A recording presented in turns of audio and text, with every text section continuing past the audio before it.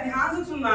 तो हम बात कर रहे हैं सिंधु रिवर तंत्र की, ठीक है। तो सिंधु रिवर तंत्र का उद्गम कहां से होता है या ओरिजिन कहां से होता है, ध्यान सुनिए। तो क्या है, पोखर जो ग्लेशियर है जो तिब्बत के पठार पे स्थित है, पोखर जो एक ग्लेशियर है जो तिब्बत के पठार पे स्थित है, यहां से क्या होता है, तो सिंधु रिवर तंत्र का ओरिजिन होता है, ठीक है। और ये जो ओरिजिन होता है, क्या होता है, जो ट्रांस हिमालय है उनमें 3 श्रेणियां, काराकोरम, लद्दाख और जास्कर, जिसमें से लद्दाख और जास्कर जो बीच से होकर गुजरती है सिंधु नदी। तो पहला क्वेश्चन क्या बनेगा, सिंधु नदी का उद्गम स्थल क्या है, पोखर जो ग्लेशियर, ठीक है, जो मानसरोवर झील का ही भाग है।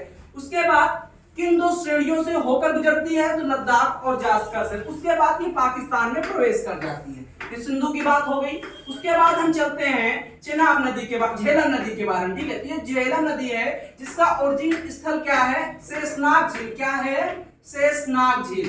तो शेषनाग झील से क्या निकलती है, ये आपके भैया क्या निकल के आ गई, यहां तक आई है झेलम नदी, ठीक है।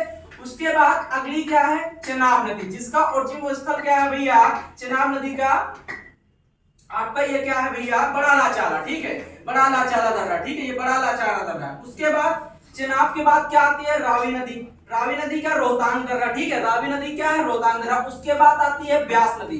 जो ब्यास नदी है वो थोड़ी दूरी तक ही चल सकती है, यानी सबसे छोटी नदी इन नदियों में देखा जाए तो सबसे छोटी नदी है जो ब्यास नदी है, जो कहां से निकलती है, व्यासकुंज झील से निकलती है, ठीक है।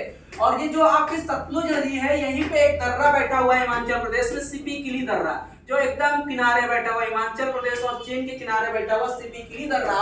और इसी दर्रे से क्या निकलती है, जो सतलुज नदी बहती है और ये जहां मिलके यहाँ पे पहुंच जाती है। अब जहां पर ये पांचों नदियों का पानी मिलता है, जैसे हमारा शरीर पंच तत्व से बना है, उसी तरह जब ये पांचों नदियों का पानी मिल जाता है तो उस नदी के उस स्थान क्या कहते हैं, मिठनकोट कहते हैं, जो पाकिस्तान के हैदराबाद शहर में स्थित है। जो कहां से स्थित है, पाकिस्तान के हैदराबाद शहर में स्थित है। समझ में आया। अब उसके बाद अंतिम में कहां गिर जाती है, अरब सागर में, जो आपका पड़ोसी चरुआ पाकिस्तान है उसी के देश में गिर जाती है, अरब सागर में। यह क्या था आपका सिंधु रिवर तंत्र। समझ में आया, ठीक है।